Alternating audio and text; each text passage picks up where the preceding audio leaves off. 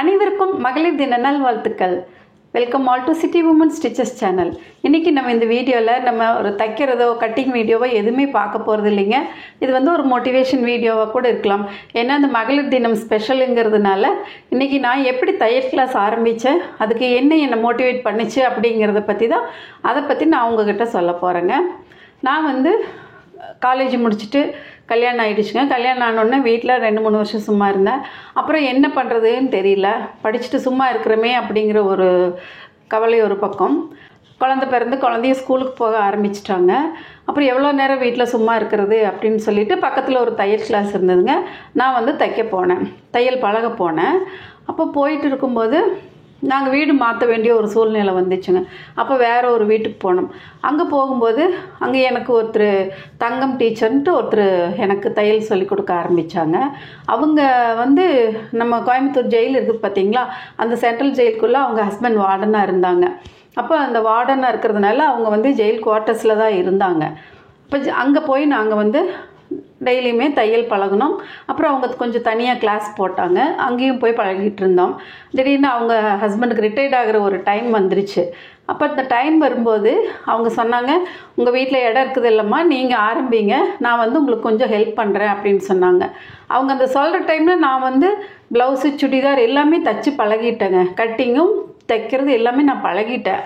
அப்போ நான் யோசித்தேங்க, நம்ம முடியுமா அப்படின்ட்டு. இல்லை, நீங்கள் எங்கேயாவது கடை பாருங்கள், நம்ம உங்களுக்கு நான் சொல்லி கொடுக்குறேன். அப்போ நீங்கள் எப்படி சொல்லி கொடுக்குறதுங்கிற மெத்தடையும் நீங்கள் பழகிட்டு அப்புறம் நாங்கள் வீடு மாற்றி போனால் கூட நீங்கள் அப்படியே கண்டினியூ பண்ணிக்கோங்க அப்படின்னு சொன்னாங்க. அப்புறம் நானும் யோசிச்சுட்டு என்ன பண்ணுறதுன்னு தெரியலன்ட்டு எங்கள் ஹஸ்பண்ட்கிட்ட சொன்னேன். அவர் உன்னால் போய் இதெல்லாம் செய்ய முடியுமா, அதெல்லாம் நடக்கிற வேலையா, அதை விட்டுட்டு வேறு வேலையை பாரு அப்படின்ட்டாருங்க. அப்புறம் எனக்கு படுத்தா தூக்கமே வரல, மைண்டுக்குள்ளே ஃபுல்லாக அதுலேயே இருக்குது. இந்த மாதிரி ஒரு சான்ஸ் கிடைக்கும்போது நம்ம மிஸ் பண்ணுறோமே, என்ன பண்ணுறதுன்ட்டு யோசித்து கடைசியில் எங்கள் வீட்டில் அவர்கிட்ட கெஞ்சி, சரி நம்ம வெளியில் எங்கேயும் பார்க்க வேண்டாங்க, நான் வீட்லேயே ஒரு மெஷின் போட்டு ஆரம்பிக்கிறேன் அப்படின்னு சொன்னேன். சரி, வீட்டில் 2-3 ரூம் இருந்துச்சு, அதனால நம்ம சரி வீட்லேயே போடலான்னு சொல்லிவிட்டு ஒரு ரூம் அதுக்காக ஒதுக்கி பெட்ரூமாக இருந்தது எல்லாம் மாற்றி அந்த தையல் ரூமுன்னு சொல்லி அது ஒரு ரூமை செட் பண்ணி ஒரே ஒரு மிஷின் மட்டும் நைட் கடை சாத்துற நேரங்க அப்போ போய் நாங்கள் வாங்கிட்டு வந்து போட்டு அடுத்த நாள் காலையில் நல்ல நாள்னு சொல்லிட்டு பூஜையெல்லாம் ஆரம்பித்தாச்சு. இனி கஸ்டமர் வரணுமே, நமக்கு தையல் பழகிறதுக்கு ஆள் வரணும் இல்லைங்களா, அது என்ன பண்ணுறதுன்னு யோசிச்சுங்க. வீடு ரோட்டு மேலே தான் இருந்துச்சு, ரோடு ஃபேஸ் பண்ணி தான் இருந்துச்சு, ஒரு பிஸியான ரோடு தாங்க. அப்போ என்ன பண்ணுறதுன்னு தெரியலன்னா நான் ஒரு பெரிய இந்த அட்டை இருக்குது பார்த்தீங்களா, அந்த அட்டையில் எழுதி தையல் கற்றுக் கொடுக்கப்படும் அப்படின்னு மட்டும் எழுதி அப்படியே ஒரு நூல் 2 பஞ்சிங் மிஷின் 2 ஓட்டை போட்டு நூல் போட்டு கட்டி அப்படியே தொங்க விட்டுட்டேங்க. அது ஒரு வாரம் அப்படியே போச்சு. அப்புறம் அதை பார்த்துட்டு ஒரு பொண்ணு மட்டும் வந்தாங்க. அந்த பொண்ணு ரெகுலராக வர ஆரம்பித்தாங்க. அப்புறம் அந்த பொண்ணு சொல்கிறத கேட்டு மறுபடியும் 2 பொண்ணுங்க வந்தாங்க. அவங்க வந்தால் எனக்கு மெஷின் அவங்க வேறு டைம் கேட்குறாங்க. அப்போ எனக்கு கொஞ்சம் அட்ஜஸ்ட் பண்ணி சொல்லி கொடுக்க முடிஞ்சிச்சு. அப்புறம் நிறைய ஸ்டூடெண்ட்ஸ் வர எனக்கு மெஷின் பத்தலை. அப்புறம் 2 மிஷின் வாங்கினேன், 3 மிஷின் வாங்கினேன், அப்படியே போட்டு 11 மிஷின் ஆகிடுச்சுங்க. எனக்கு அந்த ரூம் ஃபுல்லாக அரேஞ்ச் பண்ணுறதுக்கு கரெக்டாக இருந்துச்சு. குழந்தையும் ஸ்கூலுக்கு போக ஆரம்பிச்சிட்டா. அப்போ எனக்கு அந்த ஸ்கூலுக்கு அனுப்பிட்டு தான் நான் கிளாஸ் ஆரம்பிக்கணும். அந்த டைம் மட்டும் அட்ஜஸ்ட் பண்ணி நான் சொன்னேன், ஸ்கூலுக்கு 8 மணிக்கு கிளம்பிடுவாங்க இல்லைங்களா, அப்போ 8 மணிக்கு மேலே நம்ம வீட்டு வேலையெல்லாம் முடிச்சுட்டு ஒரு 9 மணிலேருந்து தான் கிளாஸ் ஆரம்பிப்பேன்னு சொல்லியிருந்தேன். அது ஒத்துக்கிட்டு கிளாஸ்க்கும் வந்திருந்தாங்க. அதே மாதிரி சாயந்தரம் 4 மணிக்கு மேலே கிளாஸ் எடுக்க மாட்டேன். ஏன்னா குழந்தை ஸ்கூல்லேருந்து வர்ற நேரம் இல்லைங்களா, அப்போ நம்ம ஏதாவது அவங்களுக்கு செஞ்சு வைக்கணும் சாப்பிட்றதுக்கு, அதனால் அந்த நேரம் நான் எடுக்க மாட்டேன்னு சொல்லிவிட்டு ஒரு 4 to 6 அந்த மாதிரி நான் கிளாஸ் எடுக்க மாட்டேன். 6 மணிக்கு மேலே எனக்கு டைம் எப்படி இருக்குதுன்னு அட்ஜஸ்ட் பண்ணிவிட்டு நான் சொல்லிவிடுவேன். சப்போஸ் ஒரு சில நாள் வர முடியல, என்னால் கிளாஸ் எடுக்க முடியல அப்படின்னு சொன்னால் நான் அதை அட்ஜஸ்ட் பண்ணி கிளாஸ் எடுத்துடுவேன். அதனால் நிறைய ஸ்டூடெண்ட்ஸ் வர ஆரம்பிச்சிட்டாங்க. எனக்கு ஷிஃப்ட்டு போட்டு 2 மணி நேரத்துக்கு 10 மணி 9ன்னு சொன்னால் 9 to 11, 11 to 1 அந்த மாதிரி 2 மணி நேரத்துக்கு ஒரு தடவை நான் கிளாஸ் எடுக்க ஆரம்பித்தேங்க. அப்போல்லாம் என்னங்க 22 வருஷம், இப்போ நான் ஒரு 10 வருஷமாக கிளாஸ் எடுக்கலை. அதுக்கு முன்னாடி ஒரு 22 வருஷமாக, அதாவது 96ல் கிளாஸ் ஆரம்பித்தேங்க. அப்போ இருந்து கிளாஸ் எடுத்துகிட்டே இருந்தேன். கரெக்டு 96ல் நான் கிளாஸ் எடுக்க ஆரம்பித்தேங்க. அப்போ இருந்து நல்லாவே போயிட்டு இருந்துச்சுங்க. நிறைய ஸ்டூடெண்ட்ஸ் வர ஆரம்பித்தாங்க. அப்புறம் போர்டு வந்து எனக்கு அட்டையில் தான் எழுதிருந்துச்சுங்க. அப்போ இபி கார்டு வந்து பிரச்சனை பண்ணாங்க. வீட்டிலலாம் அப்படி போர்டு வைக்கக்கூடாது, கமர்ஷியல் லைன் வரும், சார்ஜ் வரும் அப்படின்னு சொன்னாங்க. சரி என்ன பண்ணுறது, நம்ம வாடகை வீட்டில் வேறு இருக்கோம் அப்படின்னு சொல்லிட்டு நாங்கள் அந்த ஹவுஸ் ஓனர்கிட்ட சொல்லவும் அவங்க வந்து சரி நீங்கள் இந்த 2 ரூம் மட்டும் கமர்ஷியல் பண்ணிக்கோங்க அப்படின்னு சொல்லிட்டு அவங்க அம்மா, அந்த ஹவுஸ் ஓனர் அம்மா பேருக்கு இருக்குது, அவங்க அதுக்கு எல்லாம் ஒத்து வந்து எங்களுக்கு கமர்ஷியல் பண்ணி கொடுத்தாங்க. ரொம்ப நல்ல டைப்ங்க. அவங்கள எந்த நாளும் மறக்கவே முடியாது. அவ்வளோ ஒரு நல்ல மனுஷங்க அவங்க. அப்புறம் அவங்க கமர்ஷியல் பண்ணி கொடுக்கும். நல்ல ஒரு பெரிய போர்டாக ஃப்ளெக்ஸ் போர்டு பெருசாக லைட்டெல்லாம் போட்டு அந்த மாதிரி வச்சிட்டோம். அப்புறம் பார்த்தா சூப்பராக நல்ல கிளாஸ் போச்சு, நல்லாவே வந்துட்டு இருந்தாங்க. அப்புறம் வந்து அடிஷ்னலாக நான் வந்து அவினாஷ்லிங்கம் ஸ்ரமிக் வித்யாபீடம்னு கோயம்புத்தூரில் இருக்குது இல்லைங்களா, அங்கே வந்து ஃபேஷன் டிசைனிங் எனக்கு ஒரு சர்டிஃபிகேட் கோர்ஸ் வேணும் அப்படிங்கிறதுக்காக நான் அங்கே ஃபேஷன் டிசைனிங் பழக போனேங்க. அங்கே பழக போனால் அங்கே என்னடான்னு நானே சொல்லிக் கொடுக்கக்கூடிய ஒரு சிச்சுவேஷன் வந்துடுச்சு. அப்புறம் நானும் போய் அவங்களுக்கு ஹெல்ப் பண்ணி சொல்லிக் கொடுப்பேங்க. அப்போ எங்கள் கூட பழக வந்த பொண்ணு சாஃப்ட் டாய்ஸ் எல்லாம் பண்ணிகிட்டு இருந்தாங்க. அப்போ தான் நான் போய் சாஃப்ட் டாய்ஸ் பழக ஆரம்பித்தேன். அப்போ வந்து அது ரொம்ப தூரம் கவுண்டம்பாளையம் போகணுங்க. கவுண்டம்பாளையம் போகணுன்னா எங்கள் ஹஸ்பண்டை தான் கூட்டிகிட்டு போகணும். அப்போ எனக்கு 2 வீலர் எல்லாம் ஓட்ட தெரியாது, ஹஸ்பண்டை தான் கூட்டிகிட்டு போகணும். அப்போ அவர் வந்து நான் பழகிற வரைக்கும் 1 மணி நேரம் 1.5 மணி நேரம் ஆனாலும் வெயிட் பண்ணி கூட்டிகிட்டு வருவாங்க. அப்போ என்னாச்சு, சரி நீயே வண்டி பழகிக்கோன்னு சொல்லிவிட்டு எனக்கு வண்டி ஓட்ட கற்றுக் கொடுத்துட்டாங்க. நான் இப்போ பெண்களுக்கு முதல்ல சொல்ல வேண்டியது என்னென்னா, 25 வயசு உங்களுக்கு ஒரு 40 வயசுக்குள்ளே இருக்கிறவங்க வண்டி பழகலைன்னா கண்டிப்பாக முதல்ல வண்டி பழகிக்கோங்க. ஏன்னா மஸ்ட்டுங்க, அது வண்டி பழகிறது ரொம்ப மஸ்ட்டு.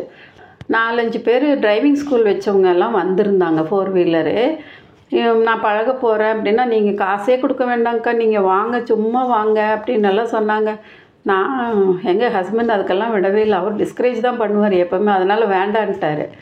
சரின்ட்டு நானும் அப்படியே விட்டுட்டேங்க. அதனால் இப்போ கார் டிரைவிங் மட்டும் பழகலை, ஸ்கூட்ரு பழகினங்காட்டிக்கு எனக்கு இப்போ ரொம்ப பெனிஃபிட்டாக இருக்குது. அதனால் 40 இயர்ஸ்க்குள்ளே இருக்கிறவங்க வண்டி பழகிக்கோங்க ஃபஸ்ட்டு. மகளிருக்கு அதுதான் மெயினுங்க. இப்போ பழகி வச்சுட்டா நம்ம யாரையும் டிபெண்ட் பண்ண வேண்டியதே இல்லை. நம்ம அந்தளவுக்கு அதே மாதிரி தான் நம்ம ஏதாவது ஒரு கைத்தொழில் பழகி வச்சிட்டோம்னா நமக்கு ஒரு செல்ஃப் ரெஸ்பெக்ட் இருக்கும், தன்னம்பிக்கையே இருக்கக்கூடிய அளவுக்கு நமக்கு ஒரு தைரியம் வரும். அப்புறம் சொசைட்டியில் எங்கே போனாலும் நமக்கு ஒரு நல்ல மரியாதை இருக்கும், ஒரு நல்ல பேரும் இருக்குங்க. அதுவும் போக இப்போ நான் தையல் சொல்லி கொடுத்தேன் பார்த்தீங்களா, அந்த தையல் சொல்லி கொடுத்ததோட அடிஷ்னலாக நான் என்னென்ன பண்ணேன் அப்படிங்கிறது தான் நான் உங்ககிட்ட சொல்ல வந்தேங்க. நான் ஃபஸ்ட்டு கிளாஸ் ஆரம்பித்து கொஞ்ச நாள் ஸ்டூடெண்ட்ஸ் வந்தாங்க இல்லைங்களா, அப்போ நான் என்ன பண்ணேன், அடுத்தது வந்து கொஞ்சம் போஸ்ட் ஆஃபீஸ் ஏஜென்சி எடுத்தேங்க. போஸ்ட் ஆஃபீஸ்,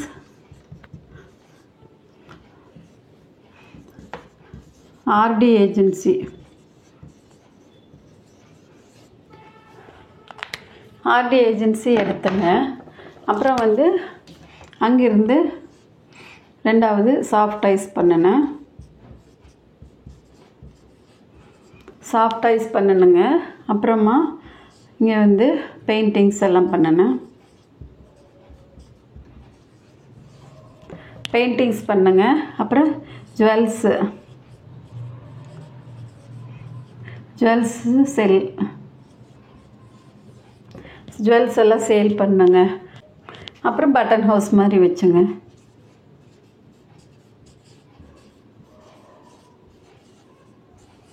அப்புறம்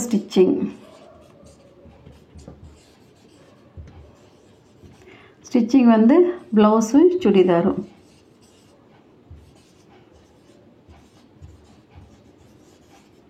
ப்ளவுஸ் அண்ட் சுடி, இதுதான் என்னோட மல்டி லெவல் மார்க்கெட்டிங்க. நிறைய பேர் மல்டி லெவல் மார்க்கெட்டிங் அப்போல்லாம் நிறைய இருந்துச்சு இல்லைங்களா, ஆம்பே, ஓரிஃப்ளேம் அந்த மாதிரி எல்லாம் இருந்துச்சு. அப்போ யார் ஏஜென்சி எடுத்தாலும் என்கிட்ட வந்துடுவாங்க. இந்த அக்கா கிட்ட போனால் எப்படி எடுப்பாங்க, இல்லைன்னா ஆள் பிடிச்சி கொடுப்பாங்க அப்படின்னு சொல்லிட்டு என்கிட்ட வருவாங்க. ஆனால் நான் அதுக்கெல்லாம் யாரையுமே அலோவ் பண்ணலைங்க. எனக்கு இந்த மாதிரி இதனால் நம்ம இன்வெஸ்ட்மெண்ட் இல்லாமல் பிஸ்னஸ் வரும், மற்றவங்களை ஏமாற்றக்கூடாது. இப்போ அதில் எல்லாம் சேர்த்து விட்டால் நிறைய பேர் ஏமாந்துருவாங்க இல்லைங்களா, அதனால் நான் அதுக்கு யாரையுமே அனுப்ப மாட்டேன், சேர்த்து விடவும் மாட்டேன். எனக்கு என்ன முடியுமோ அவங்களுக்கு அந்த வகையில் நான் ஹெல்ப் பண்ணுவேங்க. இது பண்ணுங்க அப்படின்னு சொல்லிட்டு நான் அவங்களுக்கு எனக்கு முடிஞ்சதை நான் சொல்லி கொடுப்பேன். இந்த போஸ்ட் ஆஃபீஸ் ஏஜென்சி இப்போ நான் விட்டுட்டேங்க. ஆனால் நான் எடுத்ததை பார்த்து அதில் நல்ல பெனிஃபிட் இருக்குதுன்னு சொல்லிட்டு எங்கள் ரிலேட்டிவே 3 பேர் செஞ்சிட்ருக்காங்க இப்போவுமே. நான் இது என்னோட எம்எல்எம்ங்க. ஒரு டெய்லரிங் கிளாஸ்ன்னு ஆரம்பித்தேங்க நான்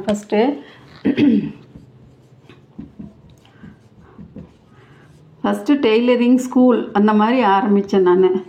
சிட்டி உமன் டெய்லரிங் ஸ்கூல்னு ஆரம்பித்தேன் நான். அப்புறம் அங்கேருந்து இவ்வளவும் நான் கண்டினியூ பண்ணிகிட்ருந்தேன். இது எல்லாமே நல்லா போயிட்டு இருந்துச்சுங்க. எங்கள் பையனும் ஸ்கூல் முடித்து காலேஜும் முடிச்சிட்டாங்க. வீடு மாற்றக்கூடிய ஒரு சூழ்நிலையும் வந்துச்சு. அப்புறமா நாங்கள் எல்லாமே கடையை அப்படியே வேற ஒரு பொண்ணுக்கு மாற்றி விட்டுட்டேங்க. மற்றபடி மெஷின் எல்லாமே அங்கே தைச்சி பழகின பொண்ணுங்களுக்கு கொடுத்துட்டு நான் இப்போ யூடியூப் சேனல் ஆரம்பித்து இப்போ அதை ரன் பண்ணிவிட்டு அதுலேயும் எனக்கு மானிட்டைஸ் ஆகி இப்போ பணம் சேர்ந்துட்டுருக்கு. பணம் வந்துருச்சு. நான் தான் இன்னும் பேங்க்குக்கு டீட்டெயில்ஸ் எல்லாம் கொடுக்கல, டைம் இல்லாதனால அது கொஞ்சம் டிலே ஆகிட்டு இருக்குதுங்க. ஆனால் பணம் எல்லாம் எனக்கு சேர்ந்துட்டு தான் இருக்குது. அதனால் எனக்கு அது ஒரு ஹாப்பி. எப்படியோ நம்ம இப்போ வீட்டில் சும்மா இருந்தோம், அதுக்கு ஒரு ஏர்னிங்ஸ்க்கு ரெடி பண்ணிட்டோமே அப்படின்னு சொல்லிட்டு இந்த பிளாட்ஃபார்மும் எனக்கு ரொம்ப யூஸ்ஃபுல்லாக இருக்குதுங்க. டெய்லரிங் சேனல் ஒன்றும், குக்கிங் சேனல், குக்கிங்லேயே கார்டனும் செடிகள்லாம் வச்சுருக்கிறதுனால கார்டனிங்கும் சேர்த்து 2 சேர்த்து போட்டுட்ருக்கேன். அதனால் இப்போ 2 சேனல் வச்சு ரன் பண்ணிகிட்ருக்கேன். டெய்லரிங் சேனலில் மானிட்டைஸ் ஆகிடுச்சு. எனக்கு பணமும் சேர்ந்துருச்சு, நிறையாவே சேர்ந்துருக்கு. ஆனால் நான் இன்னும் அப்ளையும் பண்ணிட்டேன். அதுக்கு பேங்க் டீட்டெயில்ஸ் அனுப்பணும், அது அனுப்பலை இன்னும். நான் அது கொஞ்சம் பெண்டிங்கில் இருக்குது. ஆனால் சரி, எப்படி இருந்தாலும் பணம் சேர்ந்துட்டு தானே இருக்கும் அப்படின்னு நான் விட்டுட்டேங்க. ஆனால் எப்படியும் என்னாலையும் சம்பாதிக்க முடியும், இந்த வயசுலேயும் சம்பாதிக்க முடியும் அப்படிங்கிற ஒரு கான்ஃபிடென்ட் இருக்குதுங்க. என்னென்னா நம்ம சுய தொழில் தாங்க. அதுக்கு மகளிர் ஏதோ ஒரு தொழில் நம்ம கற்று வச்சுக்கிறது ரொம்ப முக்கியங்க. நான் அதுக்காக தான் உங்களை ரொம்ப ஃபோர்ஸ் பண்ணி சொல்கிறேன், ஏதோ ஒரு தொழில் கற்றுக்கோங்க.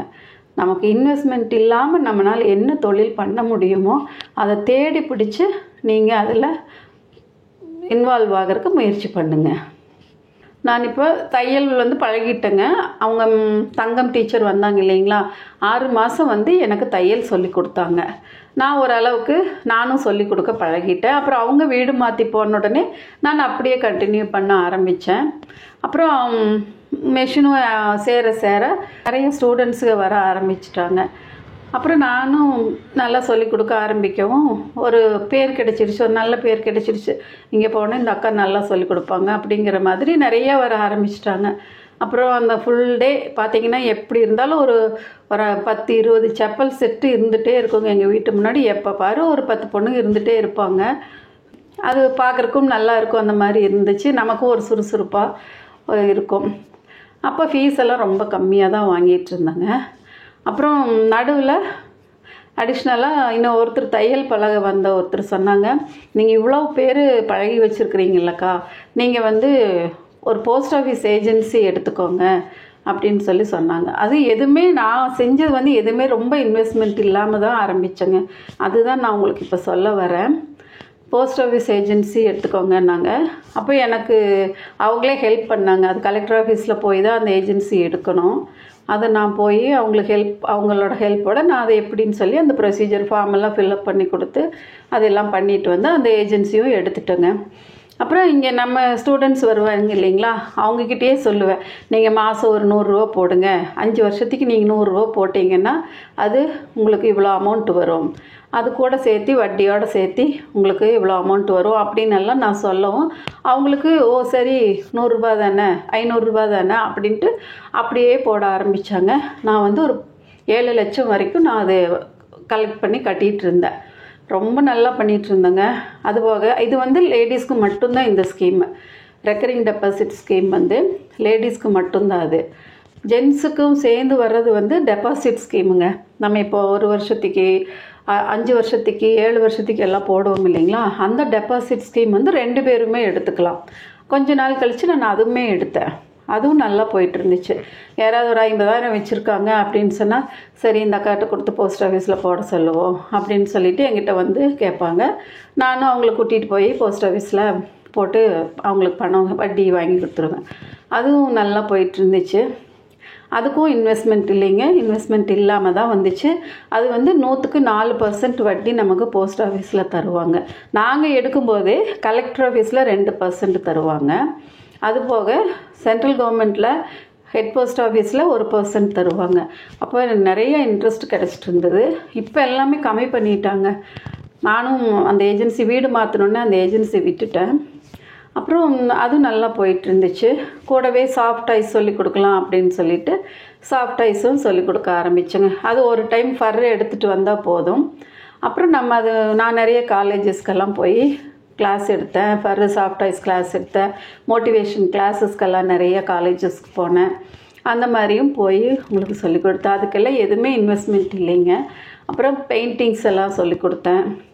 இந்த மாதிரி நிறைய. அப்புறம் இந்த கவரிங் ஜுவல்ஸ் எல்லாம் இருக்குது பார்த்தீங்களா, அது அப்போல்லாம் வந்து இப்போ நல்லாவே போகும். இப்போ நீங்கள் யாராவது நினச்சிங்கன்னா கூட ஒரு 10,000 அந்த மாதிரி இருந்தால் நீங்கள் போய் ஒரு கொஞ்சம் கவரிங் செட் எடுத்தீங்கன்னா இப்போ நகை விற்கிற விலைக்கு நீங்கள் உங்களோட சர்க்கிள், உங்கள் ஃப்ரெண்ட்ஸ் சர்க்கிள்லேயே வளையல், கம்மல், செயின் அந்த மாதிரி இப்போ எல்லாமே கோல்டு விற்கிற விலைக்கு இந்த ஆர்டிஃபிஷியல் ஜுவல்ஸ் தான் போட்டுக்கிறாங்க. அது சேல் பண்ணால் நல்லாவே உங்களுக்கு 100% ப்ராஃபிட் இருக்கும். அது நான் நல்லா பண்ணேங்க. அது போக சாரீ ஃபால்ஸ் தைச்சி கொடுக்கறது, ஓரம் அடித்து கொடுக்கறது. இந்த நம்ம முந்தானி வந்து இப்படி உருட்டி அடிப்போம் இல்லைங்களா, அந்த மிஷின் வாங்கி வச்சுருந்தேங்க, ஜிக்ஸாக் மிஷினு. சாரியை உருட்டி அடிச்சுட்டு ஃபால்ஸும் வச்சு கொடுத்துடுவேன். நாங்கள் இருந்த ஏரியா கொஞ்சம் நல்லா ரிச்சான பீப்புள் இருக்கிற ஏரியா. அதனால் யாருமே பார்கெயின் பண்ண மாட்டாங்க. நம்ம என்ன ரேட் சொல்கிறோமோ அந்த ரேட்டை கொடுத்துட்டு போயிடுவாங்க. அதனால் அந்த பிரச்சனையும் இல்லைங்க, நல்லாவே போயிட்டு இருந்துச்சு. அதனால் நான் உங்களுக்கு என்ன சொல்ல வரேன்னா, எதுவுமே செய்யும்போது இன்வெஸ்ட்மெண்ட்டு நீங்கள் யோசிக்க வேண்டாம். உங்களால் என்ன முடியுமோ நீங்கள் அதை செய்ய ஆரம்பிங்க. வீட்லேயே நீங்கள் வந்து இந்த ஸ்ப்ரவுட்டுன்னு சொல்கிறாங்க இல்லைங்களா, இந்த பயிர் வகைகள் எல்லாம் ஊற வச்சு அதை முளைக்கட்டி வச்சு ஒவ்வொரு கடையாக நீங்களே கொண்டு போய் கேட்கலாம். நான் வந்து பட்டன் ஹவுஸ் மாதிரியே ஒன்று போட்டேங்க. லேடிஸ் சம்மந்தமாக என்ன வருதோ அது எல்லாமே நான் கொஞ்சம் செய்ய ஆரம்பித்தேன். அப்புறம் ஸ்டிச்சிங் ஒர்க் பண்ணும்போது கட்டிங் மாஸ்டர் ஒருத்தர் போட்டேன், ஸ்டிச்சிங்க்கு ஒரு டெய்லர் போட்டேன். அப்படியே தைச்சிட்டு இருந்தாங்க. அவங்க கட் பண்ணி கொடுத்து அவங்க தைக்கவும் சரியாக இருந்துச்சு. தீபாவளி டைம் எல்லாம் பார்த்திங்கன்னா தூங்கவே மாட்டேங்க, ஃபுல்லாக உட்காந்து தைப்போம். அதில் எனக்கு பொண்ணுங்க ரொம்ப ஹெல்ப் பண்ணாங்க. வந்து அவங்க எல்லாமே பண்ணி கொடுப்பாங்க. அந்த மாதிரி பண்ணிவிட்டு அப்புறம் பட்டன் ஹவுஸ் மாதிரி அப்படியே செட் பண்ணுங்க. ஒரு 400 கலருக்கு மேலேயே லைனிங் கிளாத்தெல்லாம் வச்சுருந்தேன். அப்புறம் ஃபால்ஸு எல்லா டெய்லரிங் மெட்டீரியல்ஸும் வச்சுங்க. அப்புறம் இந்த டெய்லரிங் மெட்டீரியல்ஸ் இருக்குதுன்னு நம்ம டெய்லர் கடைக்கு சொன்னால் தானே அவங்க வந்து நம்மக்கிட்ட வாங்குவாங்க. அப்போ நானே வந்து அதுக்கு ஒரு விசிட்டிங் கார்டு அடிச்சுங்க. எல்லா டெய்லர் கடைக்கும் நானே தான் கொண்டு போய் கொடுத்தேன். எங்கள் ஹஸ்பண்ட் வந்து பணம் கொடுப்பாரு, கூட ஏதாவது போகணும் அப்படின்னா வருவார். அதுதான். மற்றபடி இப்போ விசிட்டிங் கார்டு அடிக்கணுன்னா அதுக்கு நான் வந்து ஸ்கெட்ச் போட்டு கொடுத்தா அவர் ப்ரெஸ்ஸில் கொடுத்து வாங்கிட்டு வருவார். நான் ஒவ்வொரு கடையாக ஏறி கொண்டு போய் இதுக்காக ஒரு ஆளுக்கு சம்பளம் கொடுத்து கொண்டு போய் கொடுக்கணுமான்ட்டு நானே வண்டி ஓட்டி பழகிட்டேன் இல்லைங்களா, அதனால் ஒவ்வொரு கடைக்காக கொண்டு போய் கொடுக்கவும் அப்போ நிறைய டெய்லர்ஸும் வர ஆரம்பித்தாங்க. அதுவுமே நல்லா போயிட்டு இருந்துச்சுங்க. 400 கலருக்கு மேலே வச்சுருந்தேன். நாங்கள் வீட்லேயே தான் அந்த கடையும் வச்சோம். அதனால் என்னாச்சுன்னாங்க, எங்களுக்கு வந்து தீபாவளி டைம், பொங்கல் டைமு, கல்யாணம், முகூர்த்த டைமெல்லாம் ரெஸ்ட்டே இருக்காது. நைட்டு 2 மணி ஆனாலும் வந்து பெல் போடுவாங்க. கேட்டால் லைனிங் எடுக்கணும்பாங்க, நூல் வாங்கணும்பாங்க. அதனால் அது ஒரு ரொம்ப இன்ட்ரெஸ்டிங்கான இதாக தான் இருந்துச்சுங்க.